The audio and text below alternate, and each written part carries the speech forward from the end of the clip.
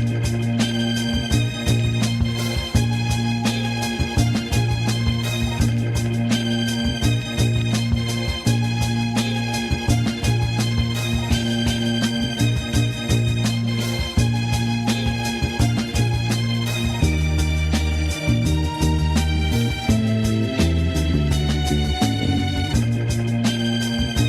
think what you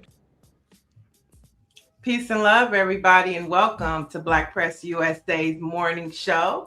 And this is where we bring you the headlines and the culture. And I have a real powerhouse in the building today. So I want to give a couple of notes about him, but we're going to talk a lot more about him through the show. He's the chair of the Political Science Department at Virginia State University, an acclaimed author of Monumental and of When White Supremacy Knocks, Fight Back, and his latest book released in November, Nobody's Coming to Save Us. Welcome, Dr. Wes Bellamy. Hey, what's up, sis? How you doing? Always good to be here with you. I'm glad that you are here. And like I say, there's so much to talk about when we talk about who Dr. Wes Bellamy is. So we're going to sprinkle it throughout the show because when I was working on the show, I curated it with you in mind. Okay. It's a lot going on in our country, and you are a voice that can speak truth to it and from the perspective of how nobody's coming to save us, but how we need to save ourselves. So I'm really excited to have you. Amen. Amen. Looking forward to doing it with you. Let's get it. Okay, let's get it. So we start the show off with a poll, right? And so our poll this morning has to do with Black history turning 100 years old. Mm-hmm. And so with everything that's going on with our Black history being snatched, the question is, what do you believe is the most effective way to protect our history from being erased? And so chat, of course, you know, this poll is for you and you got to chime in. And so the options are legal action, street activism, C, independent institutions, or D, community storytelling. So let me repeat the question again. What do you believe is the most effective way to protect our history from being erased? Is it A, legal action?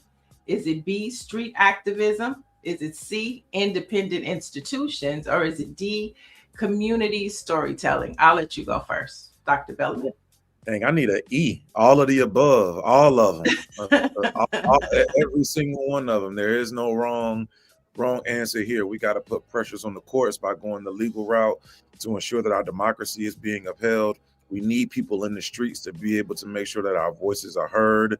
We need individuals to build our own institutions so we're not relying on anybody else, like you said, and like the title of the book, Nobody's Coming to Save Us.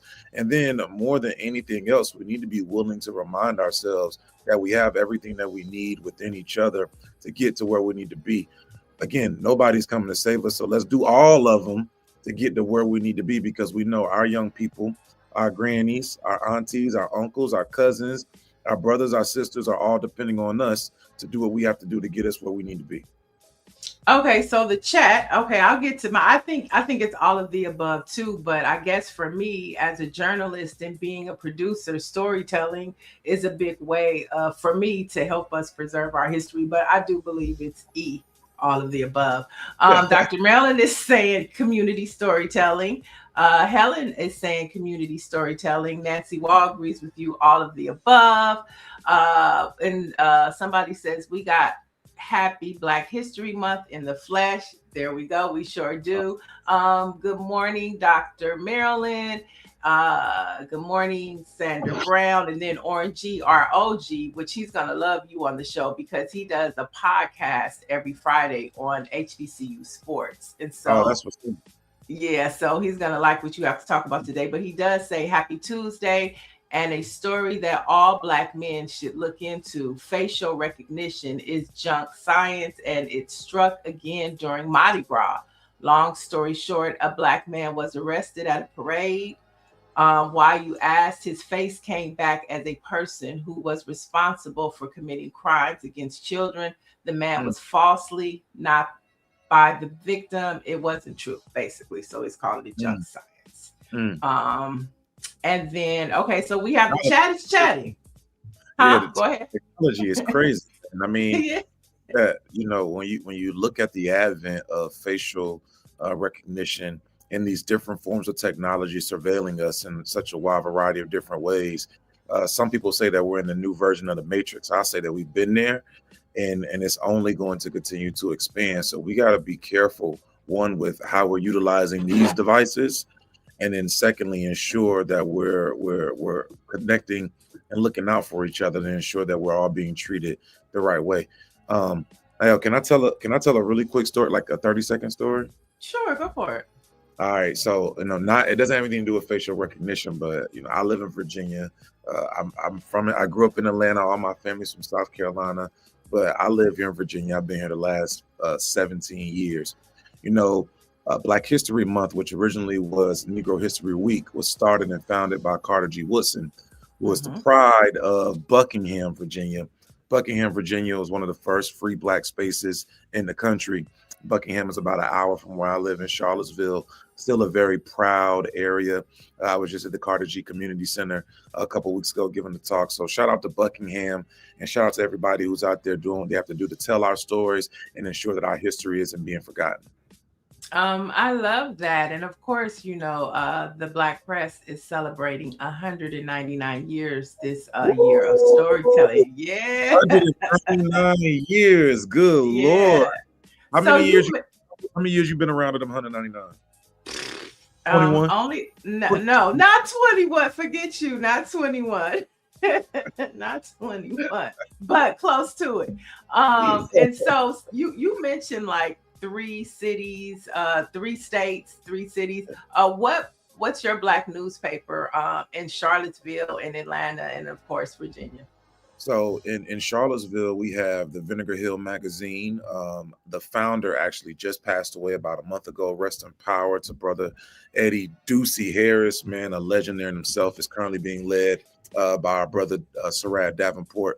So shout out to him. In Atlanta, obviously we got the Atlanta Black Star. I mean, you got 15 different Black newspapers. I'm being facetious in Atlanta, and in South Carolina. It's a few, to your point. Yeah. And in South Carolina, where my family's from, in Atlantic Beach, there's a little brother by the name of Malik, or Malik Thomas, if you will. And he has these like, he tells these little stories that he puts out in cartoon form. The name of it is leaving me, but he does them like basically every other week. So I'm forgetting the name, but I'm gonna make sure I get that, then come back to you. Okay, cool. And if you're in the chat, drop your Black newspaper in your community that you read. Let's amplify 199 years of storytelling. And we were talking first. I want to go back to the ring cam because I saw a post about a Super Bowl ad from Ring. What is it? Ring Cam? Is it the Ring Cam? Okay, so the commercial apparently was like, we can go through every house in the neighborhood and find you. That's good. That's just how good Ring Cam is. But exactly. Yeah, there was a commercial for Ring Cam during the Super Bowl saying this, and the content creator was like, if you have Ring Cam, you should get rid of it immediately. And it goes to the point of facial recognition and how technology is also a form of surveillance now for our government, for us. Wow, now that's a crazy one. You didn't necessarily prep me for that before we were talking about that part. So you telling me that the Ring Cam can go through the entire neighborhood and they can look inside your house, they can see what I'm doing at 11:30 at night when I'm at, all right, we're not gonna talk about that. But they surveilling everything and everybody. And they put it on prime time. They paid $1 million to let you know. Now the question is, are we smart enough to hear what they are saying? Probably not. That's just being honest. I mean, the other thing is, I have daughters, man, and I don't know, because I want them to be secured. I want to be able to know where they are, what they're doing, man. But yeah, I don't want them being surveilled. This is crazy, man. 2026. I bet you, when you was telling that story, and then on the back end of the story we just was talking about with Carter G. Woodson, I think about like the ancestors. If they were here, if they could somehow teleport to see everything that's going on right now, their minds will be blown away. Right. Like, so It's how far? We've come so far, but yeah, we're so far going backwards yeah, just at the yeah, same yeah, yeah, time. yeah. Good Same Lord, time. look at your But own house. right Lord, in your own, be careful, y'all. Be careful. So the chat is chatting again. Helen says Philadelphia Tribune. Sandra Jones says Richmond Free Press. Orange G Richmond says Free Press, what up, though? Orange G says the New Orleans Tribune, and Dr. Maryland says the Dallas Examiner. For me, we have the LA Sentinel, of course. Of course, We have LA Our Weekly, LA Focus, which is about the Black church, and then we have The Way, and it's a couple more, but those are the ones that come to mind. shout out So to the yeah, LA. There was one time I was in LA, man, and make sure I had some real good soul food. All the food on that whole strip and that block is good. You know what I'm saying, man? I got a lot Earl's Grill, yeah. of But I mean, yeah, man. but you came and you did we did some really cool connections at the LA Sentinel. We did, not me. We did. I said we did. No, we did. And so I think I always talk about how the Black press is about news, views, and advocacy. It's not that we just told the story, but we connected some dots too, to help, save ourselves, as you say. Yeah, so when I'm going to back out, I'm saying, I mean, like, what's going on? I know we got a show to do. But I'm trying to get this trip together. Too, right? Well, we gotta talk about that later. So the Indianapolis Recorder is in there. But I want to go back to our poll because we're talking about how we tell our stories. And I think as we have the show, there are some things that you've done that are kind of connected to a lot of our stories.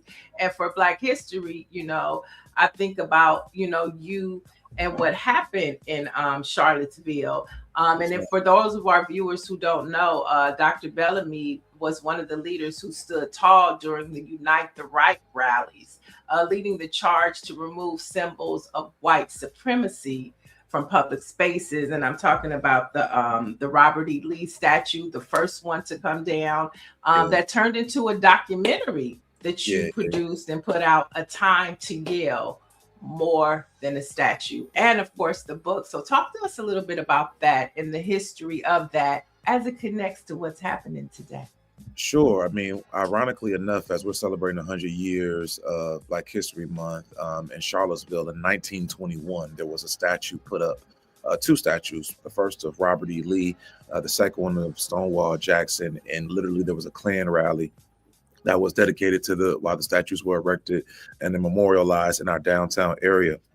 One of the statues, the Stonewall Jackson statue, actually had a Black neighborhood. It was sitting in a Black neighborhood. They moved all the Black folk out Weeks Avenue and put that statue there. Robert Lee statue was facing the Black community. They were being very clear in terms of who they were sending this message to in this quote unquote era of taking back what they believed to be theirs. So in 2016, there was a brilliant, brave young sister. It's oftentimes the sisters who lead in the charge, named Zayana Bryant. She was 14 years old at the time. She wrote a school petition and was like, yo, I want these statues up out of here. I was serving as the vice mayor at the time on the city council. I was the youngest person. So, I'm kind of young and wild. I'm like, excuse me. I'm with the smoke. Let's go get it. Right. Get out of here. And I thought it was going to be real easy, but it was not, man. These white folk reminded me that Robert E. Lee, in their opinion, that dude right there, I had some white folk tell me that he was the greatest person to walk the earth since Jesus. So that let you know what we was dealing with. And Robert E. Lee, for those who don't know, was the leader of the Confederacy, the general, world-renowned general in that regard. But long story short, they told us we wouldn't be able to do it. The statue been up for 100 years. The statue came down, and that little pedestal where that picture was, there's a picture. I'll make sure I get it to you. The statue came down, and in the end, I was standing on the pedestal. I'm the only person to ever get up on that pedestal before it was removed by another Black man. Shout out to my guy, Devon Henry out of Richmond. So, we make Black history every day, and it's not about me. It's about us, the community. We all rallied together, got them statues up out of here. A lot of white folks, white supremacists was mad. They tried to come to Charlottesville, create some havoc, but we got them up out of here too. And we still standing and they not, and the fight continues. And you know, you have a documentary. If anybody can go, how can people watch A Time to Yell more than a statue? Yeah, we got some real good news. I can't say it right now, but y'all gotta bring me back. Y'all gotta bring me back in the end of the And how month. long? Oh, the end of the month. Okay. The end Okay. of the month, you know what I'm saying? Say less. We got some big announcements. It might be next week, you know what I'm talking about? But hey, y'all gotta bring me back so we can make sure y'all can find out where you can watch A Time to Yell more than a statue. I'm telling you, it is one of the best things that you're gonna see. I'm not saying that. Now Just remember I've seen it. Remember I know I got saw to it see first. it. You saw it first. We came out in LA and we premiered it there. My sis came out. She checked it out. We've been winning awards across the country, man. I'm telling you, it's a really good doc. And you know, more than anything, it's not a doc about me. It's really about how community rallies around each other, how people from different communities can come together and support each other, and then also how we lead and work in different ways. So it's dope, and I can't wait to tell y'all about where you can find it at the end of the month. Yeah, and I love it because, like you said, it really is talking about and speaking to community, which, you Yeah. know, I went into it thinking, okay, I'm going to see, you know, the planning of the rally but it was really about community, and I loved how you put that twist on it. Yeah. Shout out to my girl Dawn Montgomery. We had a screening out in Atlanta. Dawn, you know, Okay. she's big Black press. Dawn held us down. She moderated the talk for us. So, you know, shout out to Dawn as well. We've been taking it across the country, man. Been really, really well received. So thank y'all for the support. And I can't wait to tell y'all more about it soon. I can't wait either. All right. And so we're talking about Black newspapers. Some more. The Baltimore Afro has come in. And so let's talk about a story from the Philadelphia Tribune, which is a Black press affiliate. And it's telling the story of the 9 slaves who toiled for George Washington at what is known as the President's House in Philadelphia.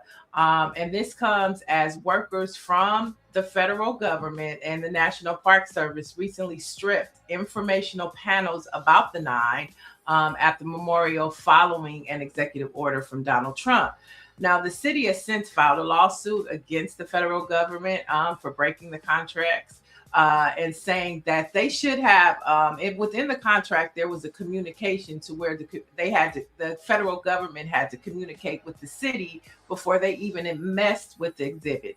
Of course, right. Trump and them didn't notify the mayor, didn't notify the governor, just went in and stripped the panels. And the judge noted that some of the panels exhibited damage. Okay, just stripping our stuff, and called for the Trump admin to securely store all removed panels and mitigate any damage. So not only did they just strip it, but they did it carelessly. And I think it's important, Wes, that we say their names. And I'm talking about the 9 slaves whose names and stories were told and they were just stripped away, you know, and disregarded. So let's say their names: Austin Christopher, well, Austin, no last name, Christopher Shields, Gills, Hercules, Joe Richardson, Mo, Ani Judge, Paris, and Richard. Those are the 9 stories that were told in the Washington House that the Trump administration just stripped away. What's your response to that? Well, a couple of things. I mean, one, you know, 45, 47, he don't give a damn about none of us, and he really don't care about anything other than lining his pockets, as he's the biggest grifter in presidentship. My bad, we're not talking about that. All right, so in this particular part, right, I think the cruelness and the efforts in which this administration is looking to go to be able to remove historical facts pertaining to Black history, specifically during Black History Month, should be another eye-opener for those who aren't paying attention. Now, there's 2 parts to this, in my opinion, though. One, they can try to strip our plaques and our monuments, but they can never strip away our stories. And that's why it's important for journalists like yourself and the Philadelphia, everybody out in Philly in the Black press, and those across the country, telling our stories and reminding our folks of, again, what it is that we went through. And as you see on that picture right there, I am free now. Listen, we always going to be free in our hearts, and we owe it to our ancestors to continue telling these stories. But there's another part. I know I said 2 parts. There's the third part. The stories can't be told in a vacuum.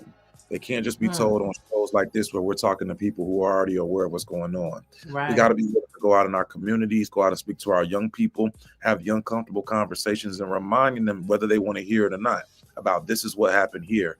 We actually talked about this particular story in my class on Monday, in regard to a larger story about how these different artifacts and our stories as a whole either aren't being told or they're being misrepresented.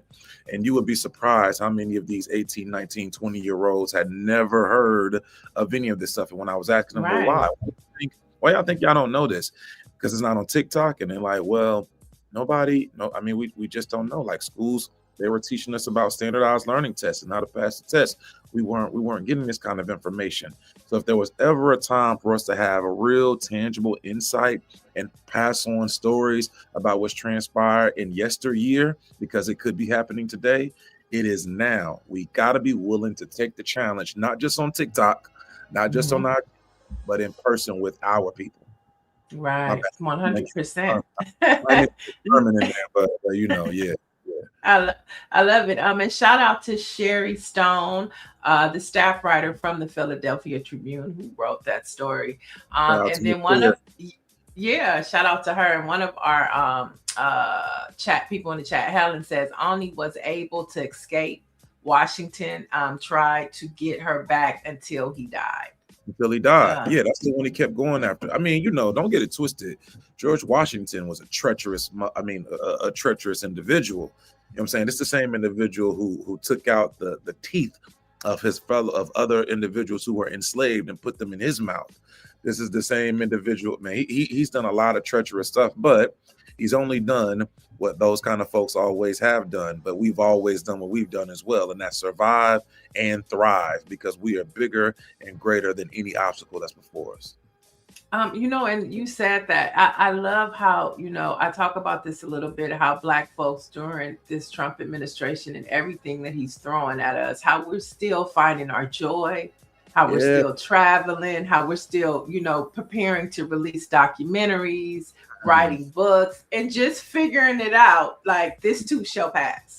Yeah, because that's who we are. We always figure it out because the ancestors have conditioned us, trained us, and it's within our bones and our spirits to fight back. We've never just lied down and accepted what's given to us. We've always found a way to make a way and continue to thrive in just that. And we're going to continue to do that. All right, let's head to a HBCU. You sounding like an old grandma. You know what? You know what? Look, don't point it out. Nobody might not have caught that. My bad. Next story. Next story. Florida. Let's go to a HBCU too. At Florida A&M University, a College of Law student says that administrators asked her to remove or alter the word "black" from promotional materials for a Black History Month event. So her name is Aaliyah Stewart. She's in her final year of law. And she told News 6 in Orlando that campus staff flagged several words during the approval process of her event, or the law school event. Those words included Black, affirmative action, and women.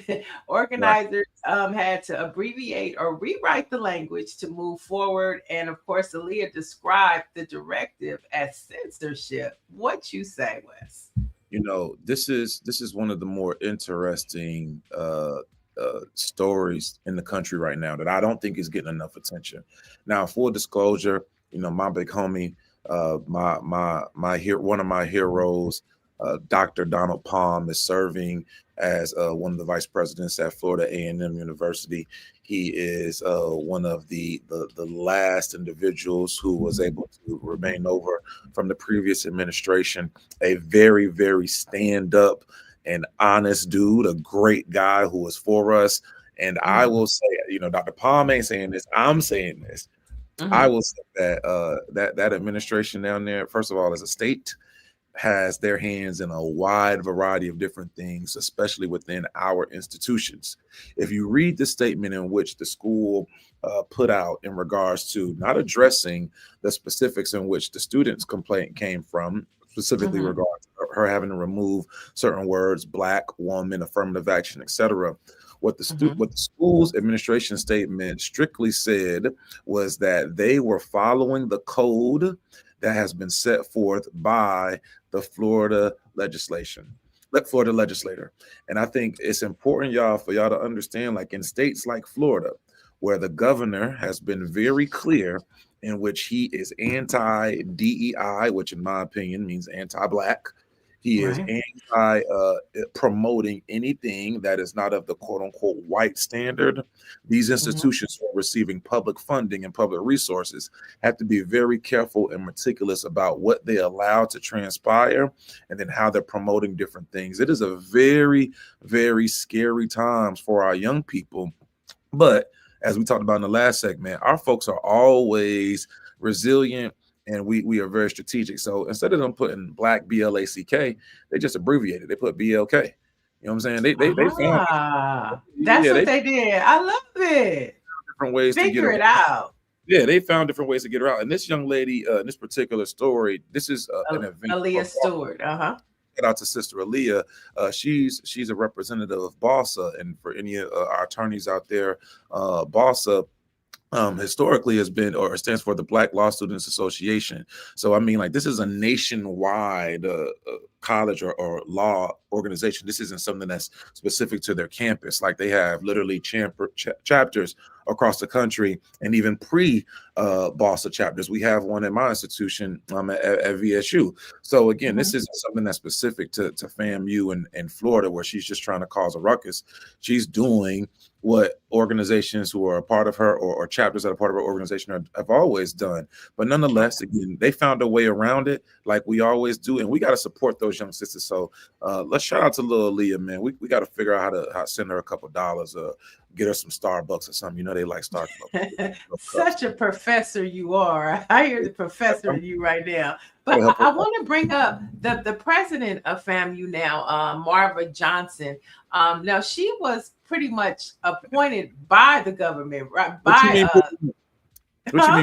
What you mean pretty much? She was appointed by the governor. I don't know what. I think that's important to know. We ain't gonna sugarcoat that. You know, it was a process and whatnot. The new board was all appointed by this governor and this legislature, and this young lady, that their current president, was appointed by that board. And you know, I'm not here to disparage or speak negatively about their president or their board. I believe that, you know, she deserves to have the opportunity to help that institution thrive. They have a very strong and proud alumni base. And I know, you know, that they are very loud and proud about what they want to see done at their institution. And I trust my guy, Dr. Palm. You know, I know that he's going to make sure things are right. But they're in a very tough situation, man. You're at HBCU, a historically Black college and university. Right. But you're having to adhere to a state legislature that has made it very clear that the values and principles of your institution isn't necessarily something that they want to promote. And, you know, I just encourage everybody in Florida to move to Virginia. You want better, just move to Virginia, because, you know, it's Yeah, and also, you know, other HBCUs and red states should pay attention, because this is how precedent is started, right? You know, it happens here, they'll get the idea, and, you know, it'll be at Grambling State University next, because we know how that governor is. Come to VSU.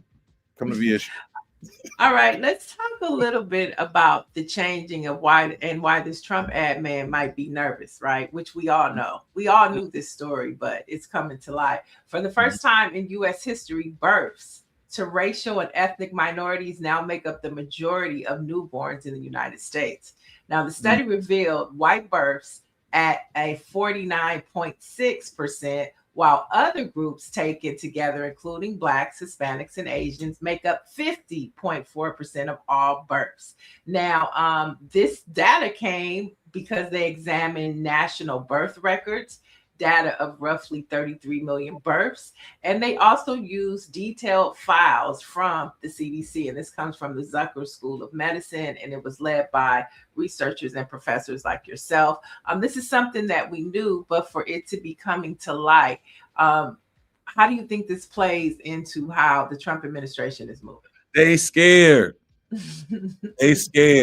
You know, hey man, people have been talking about this for a little minute now. The country is not going to be lily white like some people think it's going to be. You know, there's a lot of intermingling, if you will, going on, and them skins is darker. The blacker the berry, sweeter the juice. From Right. Boricuas to the Black brothers to you name them, back and forth, man. Now you know we darkening up this nation, and that's always made individuals scared. And now the data is showing that we, and I say we, I mean all of us, are indeed leading the country in terms of the amount of births and people coming out of these fine young ladies' stomachs. So, you know, I think the administration, well, that's part of where they come from. Anyway, listen, the administration as a whole, right, in all seriousness, I think is utilizing a wide variety of different tactics to be able to try and sustain a little bit of power that they have left. There's no coincidence. It's not lost on me, and it shouldn't be lost on us, that when we see some of the tactics that a particular party in the country is using to try and gain and manipulate seats, to try and find different votes, to try and rig elections, in my personal estimation, it's no mistake that they are trying to do those things while data like this is coming out showing how the country is becoming a lot darker and browner, and people are trying to work together in different ways. Now, let's just look at this picture there in itself. Let's read it again. For the first time in U.S. history, white births dropped below 50% of total births, indicating a significant demographic change. And that demographic change for them, again, symbolizes and points to power being lost. Right. And what we've seen now across history, whenever white folk feel as if power is being lost, there has been blacklash. And right now we're seeing blacklash and brownlash. So we got to be diligent and vigilant in the way in which we address and attack these upcoming strategies. Because if we're not there and we don't address them, then they're going to find another way to try to take us back to yesteryear. Right. And we know that they knew this back with the last census, right? In 2020. That's why Donald Trump did everything that he could to change the director, to stop the process, because they're trying to suppress this information. And that's how you get a Project 2026, you know, and that's what they're doing. And so we got to pay attention to this and figure out strategically, you know, to your point, nobody's going to save us. So strategically, how do we use this information to maximize, you know, our organizing, you know, our you know, whatever we need to do to change what's happening in our country? I agree. Let's talk about Gen Z real quick. Okay. So this story right here, I mean, you're dealing with a lot of Gen Zers, you know. Mr. Tell me about it. Lord, so let's talk about it. Gen Z has become the first generation in history to score lower IQ tests than their parents. Now, Gen Z is the first group to ever score lower than the generation before them. They're declining in attention, memory, reading, and math skills, problem-solving abilities, and overall IQ. Now, Dr. Jared Horvath, a former teacher turned neuroscientist, revealed that the generation born between 1997 and the early 2010s has been cognitively stunned by their overall reliance on digital technology in schools. Now, Horvath, I actually seen his testimony, shared this information with the U.S. Senate Committee on Commerce, Science, and Transportation. As a professor, do you agree or disagree? Can I plead the fifth? Ooh. Can I plead the fifth? No. You know, I will say this, right? I think that it is important that we encourage our young babies to read. One of the things that we talk about in our class, like in my students, they will tell you, like every class, I remind them that they're revolutionaries. But I remind them that you can't be a revolutionary if you don't read. And reading is the cognitive skills in which you develop, the attention that you develop, the way in which we're able to mobilize, plot, plan, and strategize comes from us being able to spend time together reading and then writing. I will say that for some, it is not what they are necessarily accustomed to. But I will also say that I'm willing to bet that those who are old, those who were born pre-1997, also may have some cognitive deterioration, because it ain't just the babies who are addicted to these. It's all of us. So, Right. it's easy sometimes for us to judge the young folk and say they're not doing A, B, and C. But shoot, I looked at I ain't gonna say who, but I know somebody who's a little older than me, and I was talking to them the other day, and they was glued to their phone, and they've been out of college a long time, and they too are addicted to the phone. So I mean, it's not just the babies in this era of instant gratification with TikTok, Instagram, YouTube shorts, and so forth. The attention spans are indeed shorter, but I think that for all of us, we have to be more intentional again with ensuring that we're instilling wisdom, knowledge, and then modeling how these young folks should be doing what they need to do. Part of the reason why I wrote the book and gave a copy to every one of my students was that, and it's mandatory for them to read it to pass the class, so that I know they could read something. Like, we just got to model those things. I'm sorry. Right. I cut you. No. I just wanted to jump in the chat. The chat is saying because they don't like to read and find it difficult to critically think. Mike V says, well, it doesn't help that platforms like TikTok are creating brain rot. And then Gina Stewart is saying, take time to read Telegram newspaper, Wayne County, Michigan. That's right. Keep dropping those Black newspapers in the chat. I think everything that you're saying, and even for me, my attention span is short now. Like to watch a movie. Think about how hard it is to watch a movie now. And not pick up your phone. Right. And then have to keep rewinding because you get so caught up on your phone for 15, 20 minutes, and then you miss the plot of the movie. I mean, that's real, and I appreciate your transparency and your honesty. I think that you ain't the only one. It's all of us. I mean, or many of us. I'll say, we ain't gonna say all, because some people say don't make generalizations. I would say majority. I would bet on majority. Overwhelming majority of us. Now, we ain't got no scientific data. We haven't done a poll or conducted any research, but I'm willing to bet the majority of us have shortened attention spans. Hey, can I give a quick shout out real quick? Sure. Yo, man, my brother from another man, my man, Victory Martin Yaboa. Yeah, I said your whole name is in here. West African. That's my man. That's my college roommate. That's my brother. He's actually finishing up in his last couple of years of becoming a doctor up in New York. I'm so proud of this brother. Yo, man, love, Vic. Good to see you on here, man. I love you, and I owe you a trip next time I come to New York, fourth quarter. Okay, good. And don't let this be the last time. Wes ain't got to be here for you to tap in and get this good Black news. Yeah, that's true. That's true, you know what I'm saying? But y'all gotta have me back. You know what I'm saying? Have brother back. You coming back. Okay, so but technology, like cursive writing, do your students know how to sign their name? Hey man, look, I ain't here. See, that is wild. That is wild. They got electronic signatures, man. They got electronic signatures, That is wild that people don't know how to sign their name. You know that you said that, right? I'm going to give them an assignment. Probably some of them are watching right now because I posted this on my IG, but I'm going to give them an assignment next week to see how many of them know how to sign their names in cursive. Or write a full sentence, Now you asked a paragraph. I want a paragraph. No, make it a paragraph. Okay, so in Gen Z's defense, right? What is the benefit of them knowing in 2026 how to write in cursive? What's the benefit to them? I'm not saying I don't understand the benefit, but I'm asking, like, if we had to ask them, because that's something they'd be like, Dr. B, why, Dr. West, like, why do we need to know how to write in cursive in 2026? Because you never know when you're going to need it. You never know what you need until you need it. That's what the elders would say. I don't disagree, but I'm saying they got Adobe paragraph. They got Adobe electronic signature and all of that, man. The brother at the bottom of the comments. What'd he say? Shout out to Mike. Mike said, for the same reason a lot of sisters can't cook because they eat off of Grubhub and Uber Eats. Hey man, we ain't gonna turn this into no gender war, bro. What you talking about? Because I cook. I cook all the time. Every sister I know and deal with, man, she, what I'm saying? They could throw down, man. You got to come to the South, bro. Yeah. Okay. Tell her.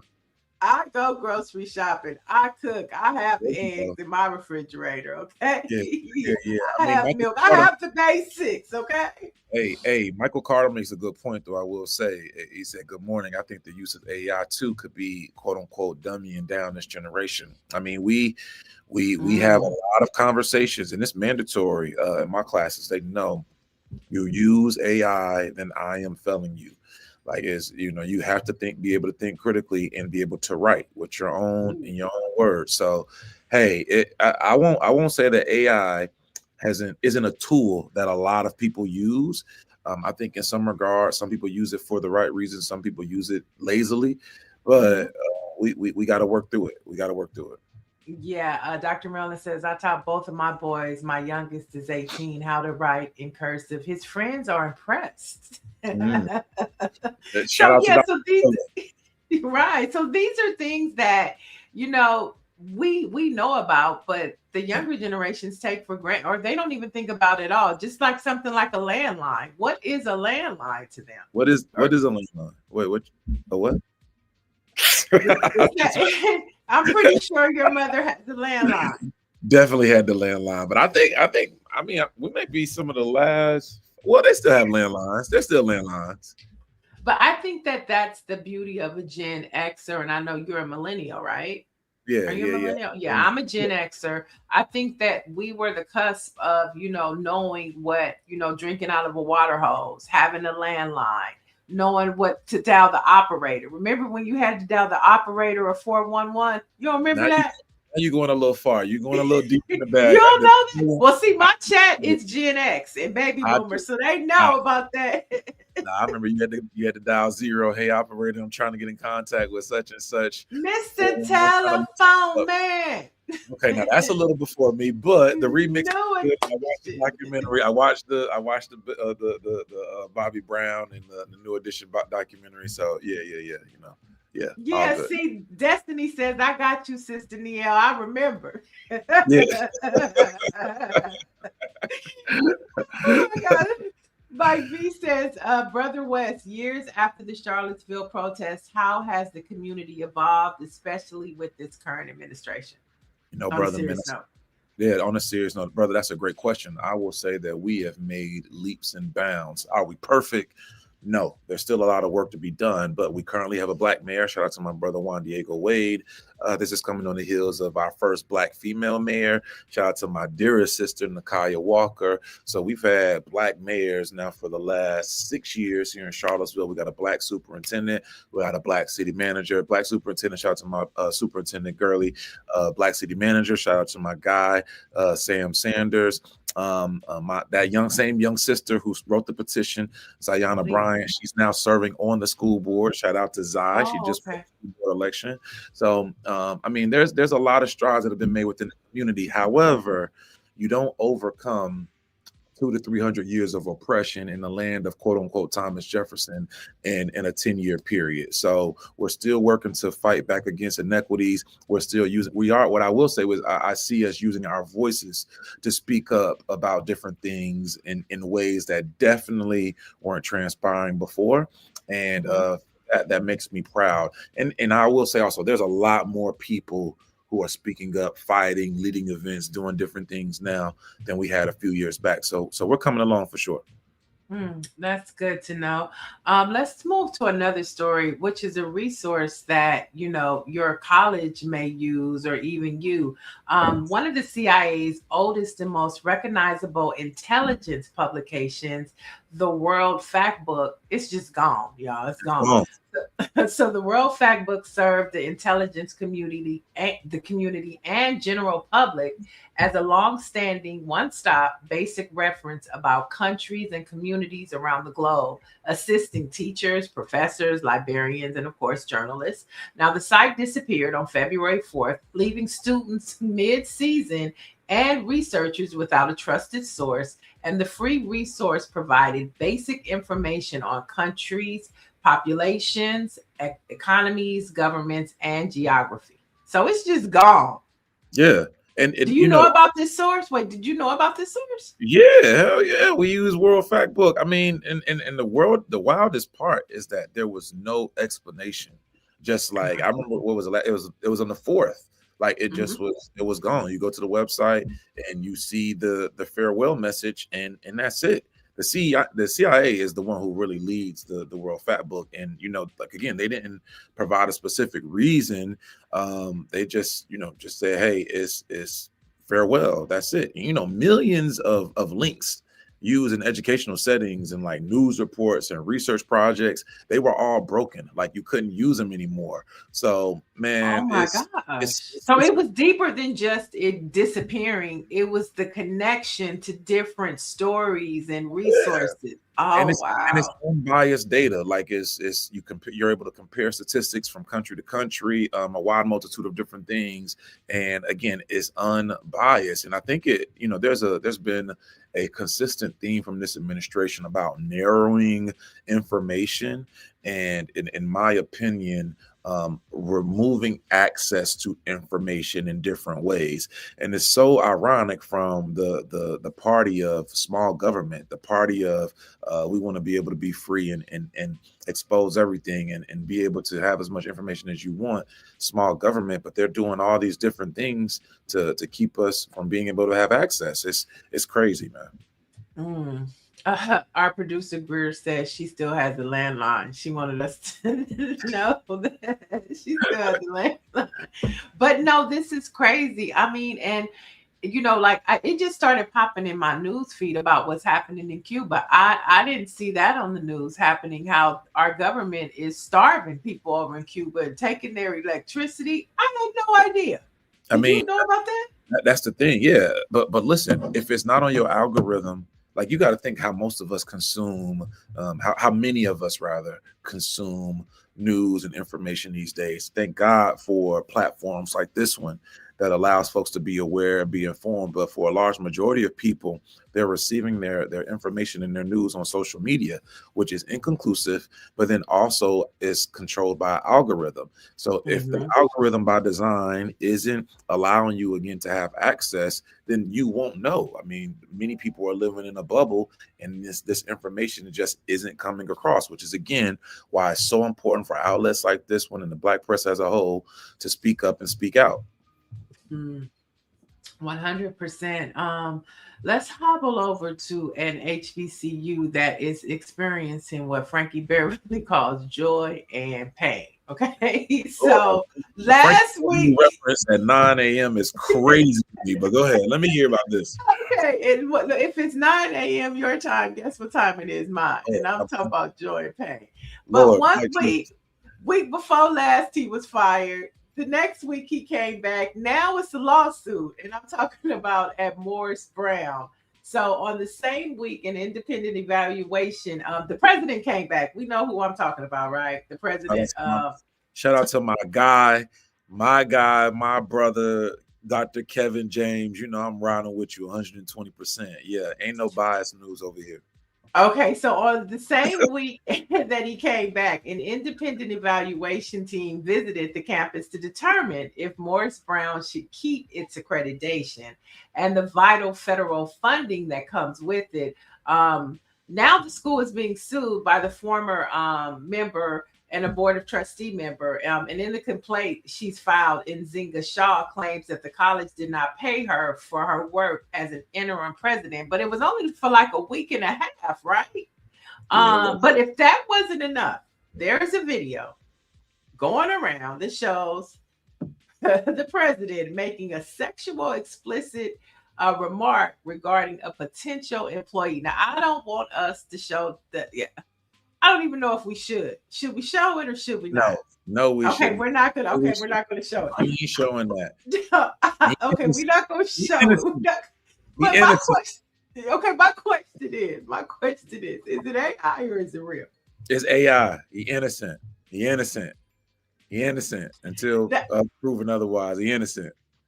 Now, let me just tell you, the video is very explicit. I'm sorry, bruh. I got that video looks very real to me. Oh man, dang, the producer And I hate to say Greer, it. what does he say? Go ahead, Greer. What does He say? uses the D word. He says it. He He was talking about implies it. dominoes. He was talking about dominoes. Like, you got to, you know what I'm saying? Yeah, Dominoes. okay. You know what I'm Okay. saying? Dominoes. So what do we do? What do we do? He looked like he had gas. He couldn't, I mean, like AI could not. I'm sorry. And that little video looked very real. You know, I think he was just playing. I think he was. So the way Destiny says, definitely not. Let folks look it up for themselves if they want it. Okay. So look it up or don't look it up. But basically, he was making references of the D to a potential employee. It was caught on video. I don't know who has it out for this president. I don't know who has it out for President James, but the work that he's done, I think this is and is doing, you know, is important. I remember we interviewed him back on the Black Report when he was trying to get the accreditation back. And he did it. And just last week, T.I. donated $75,000 or $50,000. You know, Nikema Williams, the Congress member, donated $700,000. So the work that he is doing is undeniable. But the question becomes, does that still matter when he's making those type of comments to potential employees? Well, in all seriousness, right? And I gave the disclosure, like that's my man. I got a lot of love for Dr. James. In all seriousness, I would be interested in hearing his side. Some individuals may say, well, it's there in plain sight, but I don't know the context in terms of like what this relationship was with this person he was having a conversation with. When the video that I saw, it looked like it was a bunch of people on the call. I thought that he was joking. Like I in all seriousness, like I thought that he was just joking with somebody, and I do think that somebody has it out for him. I hope that this doesn't negate all of the work in which he's been able to do for this institution, like literally revitalizing and revising this institution. And I'll also say that this is a very common theme out of the playbook of Black leadership in terms of when individuals rise, they begin to do good work, there's always a character attack of sorts. And I just hope that Morris Brown as an institution is able to get through this. Those young people who are at the institution are able to continue moving forward. I mean, it's embarrassing for everybody, like everybody at HBCUs. This isn't just something for Morris Brown. Like it's something that we all have to deal with. And I think that, you know, showing a little patience and grace could go a long way, man. When you're in that spotlight, when you're in man. I think that's fair. It's fair. If you only look at that clip, does appear to be an audience. The context of how it was given, regardless of what the circumstance, it could have been somebody he was in a relationship with or previously had a relationship with. It's not clear. So you know, it may have sounded inappropriate, but if it was a personal conversation with whoever, you know, the number of people, and he, you know, I think you're right. But I also think that it's the context of what he was talking about too. He was talking about employment and he was talking about sexual references. So I think that's the issue. If it was just a personal conversation, that's one thing. But he was mixing that was a business. No, you're right. But if the context was, this is someone who I had an intimate relationship with, and now, you know, I had considered having her as my, you know, assistant, but, you know, blah, blah, blah, blah, blah. I mean, you know what I'm saying? Without really, I didn't think about that. Yeah, like we don't know. Context, it was really because we only have that clip. And I do think it's wow for whoever did it. They did try to set him up to even be recorded, and now it's out there. And I think the bigger question is, you know, who has it out for President James, right? Because, you know, they let him go unknowingly, you know, and then there was a big campaign. He was on Roland Martin, you know, what happened? Why did you terminate him? He said he didn't know. Then they, you know, bring an interim president in, and then less than a week and a half later, then there's this expose put out on the AME Church. And the connection between the AME Church, and then all of a sudden he's back. So it's like, what is going on at Morris Brown? And I think it also brings up what you were saying, Wes, about it's embarrassing. That school has been through so much, and it's like they've been redeemed. They keep coming back. And although he's good for the school, it's also like, what is going on? Well, again, I think it would behoove all of us, and yeah, I'm saying this because I know him, and know him well. I think that sometimes grace and patience can go a long way. And I think that in this era of wanting to sensationalize everything, we have to be able to be gracious and patient with our own, especially when they've proven to us the amount of work in which they're able to do to uplift our people. What he does in his personal life, honestly, to me, that ain't none of my business. Now, again, I want a level of professionalism to be maintained, but I don't know the context of that conversation. And I'm just speaking candidly. I think Kevin is smart enough to not be having that kind of conversation with 10 other people on the phone and then all watching. And again, there's other people on it. I don't know what the context was. And I ain't gonna let it be taken away from the fact that while we talking about this with Kevin James, and while some people were mad at Jamal Bryant and his wife's dress, Trump just went into the Fulton County Office of Elections and is trying to steal all of the voter rolls. I ain't gonna let any of that also be moved away. We got a 34 count felon in the White House, and we over here talking about what this president did. Okay, well, I'll say this: we can walk and chew gum at the same time. We're gonna move. You right. You right. We gonna move to the next story. We gonna track this one. Yeah, move on. And congratulations to President James and Morris Brown for their almost $1 million donation from hip hop from the federal government. Okay, let's talk about tenure. We have the professor here, the chair of political science. Let's talk about some what's happening in Oklahoma, where professors are opposing Governor Kevin Stitt's order ending tenure. Now, the Oklahoma governor signed an executive order prohibiting public regional universities and community colleges from granting new lifetime tenure to faculty. Now, this is shifting to renewable performance-based contracts. Existing tenure is honored, but all tenured faculty will undergo mandatory 5-year reviews. So I don't know if that still keeps tenure, but the professors fear it will limit academic freedom and lead to a decline in education quality. As a professor and a chair of a department, what are your thoughts on this story? This is crazy. Let me just be clear. This is crazy. Any of y'all who are out in Oklahoma and y'all looking for a job, we got plenty of them over here in Virginia. I'm just being candid. We don't have we don't got no crazy governor like this gentleman. I mean, I want people to do their research on who this governor is and his attack on education as a whole. This is the same guy who Governor Stitt, who was adamant about the 10 Commandments being placed in Oklahoma K-12 schools. This is the same guy who has been a staunch supporter of removing anything revolving around DEI, Black history, things of that nature. And don't get it twisted. Oklahoma has a HBCU there. Their institution, Langston University, was named after the same person who helped found Virginia State University, John Mercer Langston.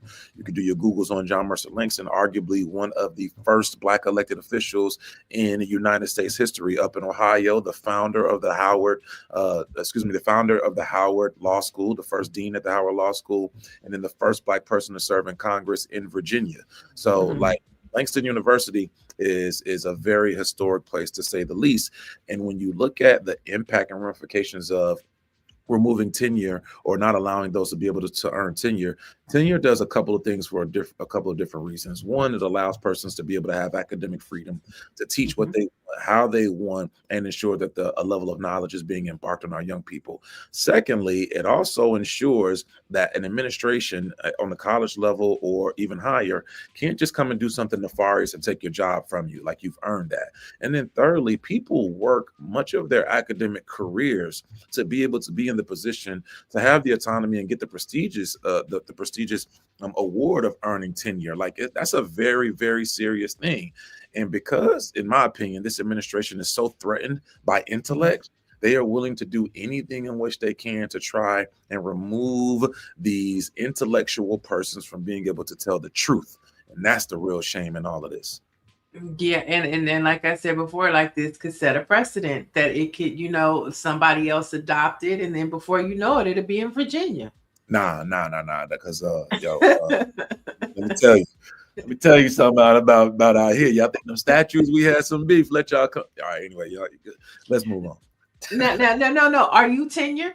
Yes. Okay. All right. And so talk about like what that means to a professor. Like, what is the process to have tenure? And what does that mean exactly for those who don't know? So you got to go through a couple of different processes, if you will. You have a three-year review and then a 5-year review in which you have to be able to compile all of the research in which you've done, show all of your evaluations, be able to have reference letters and person speak on your behalf, whether that be students, administrators, and so forth, colleagues, about the work in which you've done. You then have to present all the work in which you've been able to do. And again, there's a 3-year a kind of midpoint evaluation process. And then on your 5th year, that's when you present to the faculty senate, and then you're granted tenure, if you're granted tenure. And then for other individuals, based off the work in which you've done prior to coming to your institution, you may have had it at another school or in some other capacity, you then get it there. So there's a couple of ways. So it's transferable. So you can transfer your tenure.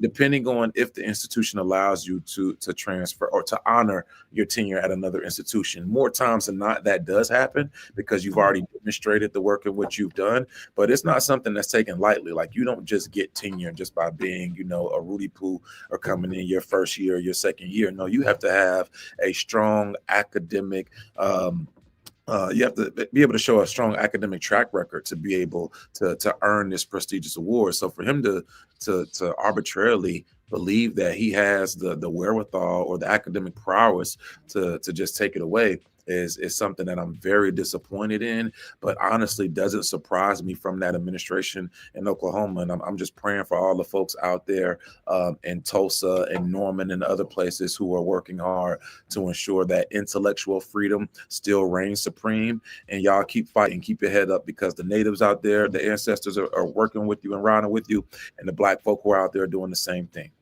And so my last question about that, do you go under review? Or is like once you get it, it's just done? No. I mean, when you get it, that ain't it. You know what I'm saying? Like, so you do have a review. So him saying that, a mandatory 5-year review, that's pretty standard. Yeah, I think that, I mean, in order to get the standard, you got to have the 5-year review. In order to get the tenure, you have to have you have to be able to go through the process to get tenure. And then, then after that, if you will, if depending on, again, how your institution works, like there still could be an evaluation process. Every faculty member still has to have an evaluation process if they're teaching courses from their administrator. Like, that's just standard. So it's not like you just get to do whatever you want. And again, man, I just really think that this individual isn't truly aware of how the academic process works. And it's disappointing, to say the least. All right, let's talk about something that you love. Yo, my man in the comments said you have tenure as a janitor. That's crazy. He tried to troll me. Sarcastic. Hey man, that was funny. That was funny, bro. Much respect, man. Much respect. That was funny. Let's talk about something that you love and are passionate about. Let's talk about some basketball and HBCUs. Now, for the first time in history, 4 of the top 40 scorers in all of college basketball are currently playing for HBCUs in the SWAC. They cooking. They all from the SWAC? Like 4 of them. 4 of the top 40 are from the SWAC. 4 of the 40 yeah. And so the standout Jackson State's Deshaun Ruffin is leading a conference that used to be football first into a basketball powerhouse. And then the takeaway is the prime effect didn't just stay in football. It brought the eyes and the scouts to the hardwood too. And so you have 4 of the top scorers. You have the prime factor. And then what are your thoughts about HBCUs and basketballs before we get to something that you're working on? We're going to talk about that, but I want to know your thoughts about this first. Well, I think it just goes to show that, you know, HBCUs have high quality product in the classroom as well as on the athletic fields, from football to basketball, softball, baseball, volleyball, and so forth. We produce high quality individuals and work as a whole. So, you know, I'm very proud of these young people. Shout out to the 4 players representing the SWAC, leading the country and scoring 4 of the top 40. Man, I think that is absolutely insane. Much respect to all 4 of those young brothers. And again, that SWAC tournament that's going to be taking place in Atlanta in March, man, is going to be one that you do not want to miss. And you're talking about the Black College Invitational Championship that is produced. Well, before they get to that, you know, that's our thing. Before they get to that, they have their own conference tournament. Shout out to the commissioner, the Honorable Dr. Charles, man, who is also serving as the chair of the NCAA selection committee that picks all of the teams to go play in the March Madness tournament. He's the chair of that committee, man. The SWAC commissioner is doing phenomenal work. Shout out to Dr. Charles, as well as the MEAC commissioner, Miss Sonia Steele. She's doing great work as well. And then I can't leave out CIAA Commissioner Jackie McWilliams, as well as the SIC Commissioner, my dear brother Anthony. So, you know, the HBCU basketball, HBCU football, but since we're talking about basketball, is in good hands. And what I was alluding to was prior to the NCAA tournament and the BCIC, which we're going to get to, there are conference tournaments that you have. So the SWAC will have their own conference tournament down in Atlanta. I went to it last year. Phenomenal basketball. And then the MEAC will have their conference tournament in Norfolk, Virginia. Both will be taking place in early March. And then that's going to be leading up to, you know, the big dog, the Black College Invitational Championship. But I'll let you roll that out. You know what I'm saying? I want you. I mean, let's talk about the Black College Invitational Championship, which is something that is produced by you and your team. Tell us about it. It's my baby, man. You know, as if I didn't have enough jobs, but you know, we were able to create what's called the Black College Invitational Championship. Last year was our first year. We kicked it off in Charlotte, North Carolina. And here's the thing. We recognize the fact that HBCUs have high quality basketball, as we just talked about, but we don't always have the opportunities to go and play in the NCAA March Madness tournaments on the Division I and Division II levels, the same way in which other conferences do. So for example, you take a school from a PWI playing in what's known as a quote-unquote Power 5 conference. Those schools could have great years and they don't win their conference tournament, and they're allowed to go play in the NCAA March Madness, where more times than not, our institutions don't get that same opportunity. So we created our own HBCU March Madness tournament. Last year was in Charlotte, North Carolina. This year is going to be at Virginia State University to highlight our players and allow them to continue playing postseason basketball. Now, last year we had 8 Division II schools, teams from the CIAA and the SIC. This year we're going to have the D1s playing, and this is going to take place on March 25th through the 29th at Virginia State University. Yo, man, it is going to be a phenomenal event, from step shows to athletic director symposium to cheer and stump competitions. Y'all got it up there. Education Day, where we'll be giving away scholarships on the spot. Every team that played last year received $10,000, and in the winning schools, they received $25,000. So, you know, man, it's really about giving back and supporting us. So we want everybody to come out. BCIC Education Day, again, that's going to be at VSU the 26th and 27th, and then the games will be taking place the 27th and the 28th. So it's a great weekend, man, and we hope that y'all can come on out of Virginia. Make sure we get the Black press out there to show us some love. I'm sure Dawn Montgomery is going to cover it for us. You know, she's on that HBCU beat, along with our other journalists. What's the name, Greer? What's the name of the other journalist? Etoro and Don. They are on the mission for HBCUs, and so they bring us all the great content. So we got to get that out there. You know, follow the page, BCIC, Black College Invitational Championship. It was just up on the screen. We highlight games of the week, games to watch every week. We highlight different players. We make sure that everybody knows about, you know, what's transpiring and going on in the realm of HBCU basketball. And again, we don't have to beg anybody else to allow us to play in their stuff. We can make our own stuff, which is what we did, and that's what we're going to continue to do. Now, it is hard, so we need y'all support. Make sure y'all come on out and support us. It is challenging to say the least, but nonetheless, we're gonna get there. All right, well, let's do some collaborations. That feels like Feel Good Friday to me.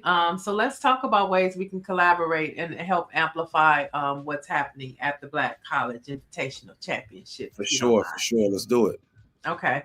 So let's talk about what's happening over with The View. So here's some tea, y'all. The FCC has launched an investigation into The View over possible violation of equal time rule for political candidates. Now, the Federal Communications Commission is opening an investigation into the show after Texas State Rep James Tallarico appeared on the show.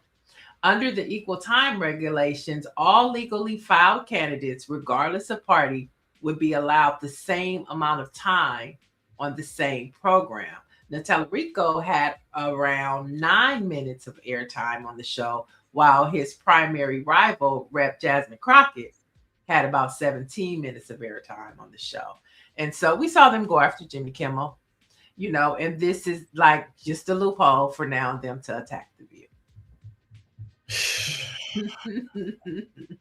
It's always something, man. Shout out to our dear sister Jasmine Crockett. Shout out to Tallarico, man. Shout out to Jasmine. I love you, Jasmine.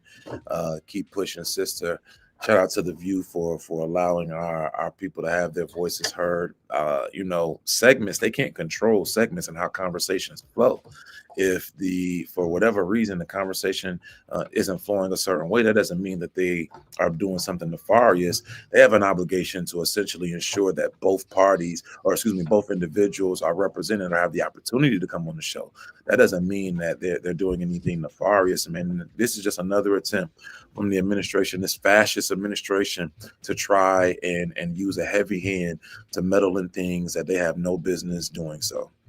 I want to go back to a couple of comments. Dr. Maryland said, that's crazy. They didn't give Dr. Cornel West his tenure. And Nicole Hannah-Jones, she had a problem with tenure. That's why she ended up at Howard University. Yeah, she was on at UNC. Mm-hmm. And then we have Nancy Wall. She says, congratulations to you. That sounds great. We're going to keep that story going and help promote what's happening with that championship invitational. And then we're going to go. David Youngblood said, didn't Reagan get rid of equal time? I'm not sure.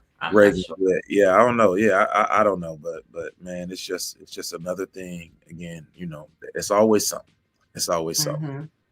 Right. So, we'll keep going. Let's do a little quick before we get out of here of the Olympics. Norway is leading with 5 gold medals. So they're in the lead. Switzerland falls second with 3 medals. Italy, the host, hosting the Olympics, they coming in at 2. And then we'll just jump down to the United States where we have 2 gold as well. So Norway is leading with gold medals. Do you watch the Winter Olympics? I love it. I love it. Italy is winning a total with 10. Italy has 10 gold medals, followed by Norway with 9. And our total is 4. So still early. Yes. How about you? Do you watch them? I watch basketball, but hey, go shout out to everybody that's out there competing. I'm up late watching Laker games. They didn't win last night, but yeah, man, shout out to everybody that's competing. It's a lot of work to be an athlete, so much respect to them all. Yeah. I think one of the biggest stories is coming out is of the U.S. skiing legend Lindsey Vonn, who she broke her leg or something, right? She broke her leg, but she tore her ACL. Is it an ACL? ACL, yeah, and then went back. She tore and then went back out there and skied, and she's saying that it wasn't the ACL, it was her hitting the flag that had her break her leg. But girl. Yeah, man, you got to be a sicko to be an athlete at that level, and man, wish you a speedy recovery, young lady. Get some hot chocolate, some tea, put some rubber testing on it. You'll be all right. Yeah, and of course the Black athletes, they are growing in numbers, and I love to see like Haiti as well as like Jamaica, who they don't know nothing about snow. Snow is nowhere near the Caribbean.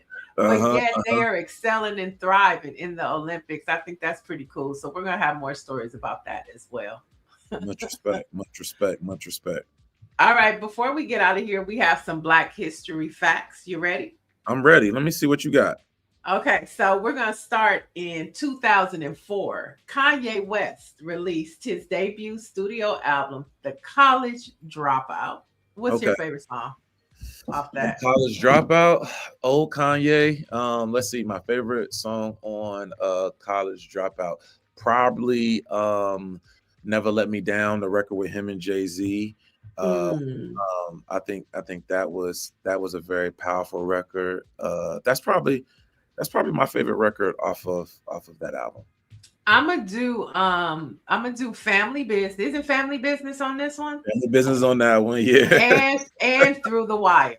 Through the Wire was like that one right there, and just his story, of the accident. So that was my jam, and then Family Business. Those were my two.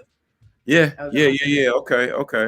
Yeah. I'm gonna have to go. I missed that, Kanye, man. Come on back, brother. We know you working through some things. Come on back, brother. Come back home. We know you. He's about to drop another album, I think, this spring or summer. So he'll be back sooner than you know. It's just which Kanye are we gonna get? Yeah, right. And here's a good question, and then because you like Come On Back Home. Now, everybody not always welcome back. So Kanye, with all that's happened, is he welcome back? And why? I'm a firm believer in having patience with our people and impatience with progress. And So you would say that to Candace Owens as well? I think that if you're black, I can agree to disagree with you. And it's my responsibility to never disparage you in public. Now, what you choose to do is what you choose to do. But me, I'm never going to disparage you in public. I'm going to hold grace for you. But I do reserve the right to not mess with you. Now, I can love you from a distance and just not agree not to say any ill towards you because you look like me, and not do any harm towards you because you look like me. But that don't mean that I gotta mess with you, and I think that's important for us to understand. So do you tell Kanye where the bunker is, where the black bunker is, or do you tell Candace? Real, what is up with you, yo? Because you're being too great. I mean, we got being real. That's me though. Like I don't. You know what I'm saying? Like I firmly believe that we gotta hold space in the heart for our people, but. That don't mean that I gotta mess with you. Now, do I tell them where the black bunker is? How bad is it? Like, is it catastrophic outside and we all about to go? We all about to go. You listen. You live how you live. We letting them know where the bunker is. I'm bringing them. You sit your black. Because you better bring the guy that said you have tenure as a janitor. You bring him too, huh? You stay over there in the corner, and I can fight. So you stay over there in the corner, and if you got a line, we're gonna have some issues. But you stay over there because maybe deep down we can bring you back. Lord help! I hope that gets me into heaven. What about Nikki? Okay, since we thought, what about Nikki? Lord, if you're gonna bring Kanye and Candace Owens, I guess that y'all stay in the corner. Y'all stay in the corner over there. And maybe what can happen? Maybe when we get them in the bunker, we can have an intervention.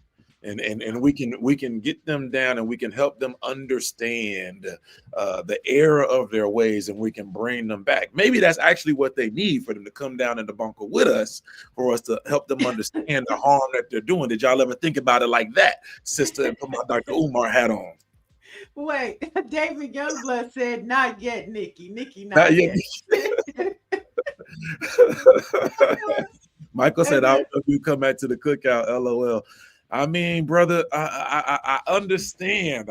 Trust me, I understand, and I am conflicted. But the good book says, "Judge ye not." Matthew 7. Yeah.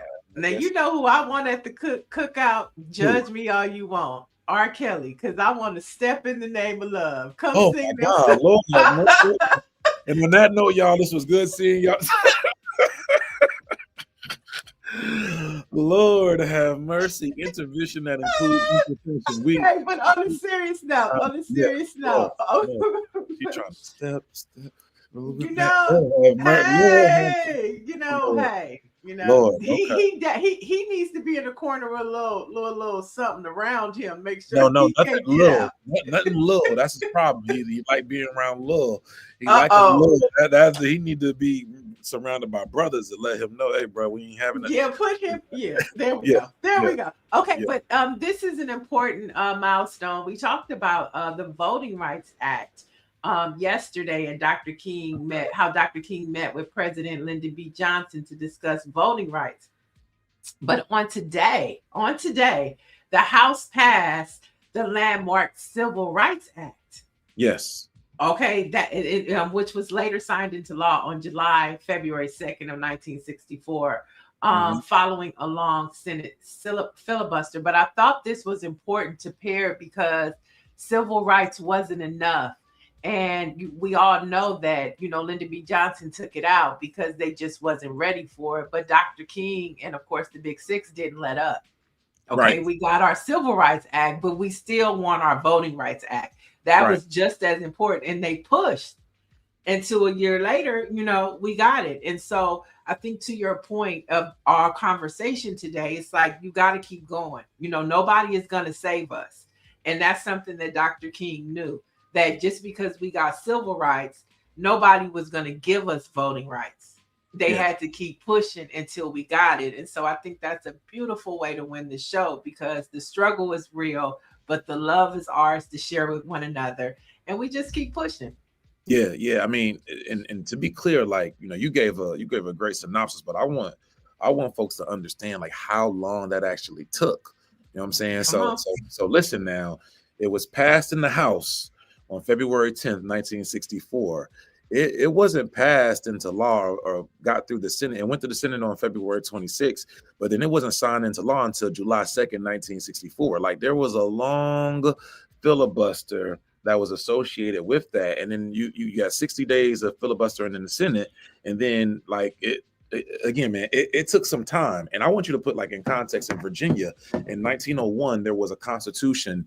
There was a constitutional amendment, or a convention rather, that took place in 1901. We went nearly 80 years from 1890 to 1968 without having a Black representative in the Virginia House, the Virginia General Assembly, due to Jim Crow laws, Black codes, voter disenfranchisement, and so forth. So this Voting Rights Act, when it was finally passed in 1964, like, that was a big deal. Subsequently, 3 years later in Virginia, we saw the first Black man be elected to the House of the Virginia General Assembly House since 1890, and then we had our first sister, Yvonne B. Miller, be elected in 1983. So y'all, like, these laws that were passed, they aren't just dates and numbers. And if they were just dates and numbers, these individuals in the current administration wouldn't be working so hard to gut the Voting Rights Act and not pass the John Lewis voting rights bill that's put forth right now. So my bad for the sermon, but just want to make sure we understand the context of that. No, I mean, it's Black History Month. We celebrating 100 years. We got to get it all in. Yes, and the most important thing is, it's not that long ago. It's not. It's not. It is not. So I want to thank you for joining us. I'm looking forward to you coming back, because you got big announcements to do, and you got so much commentary. Yeah. I can't wait to come back on here. You know what I'm saying? You give me a little bit more notice, I get a fresh cut. Make that big. Right. Well, look, Greer, I know Greer's already getting the email ready to get your date. I already know it's happening. Let's make it happen. Thank you so much.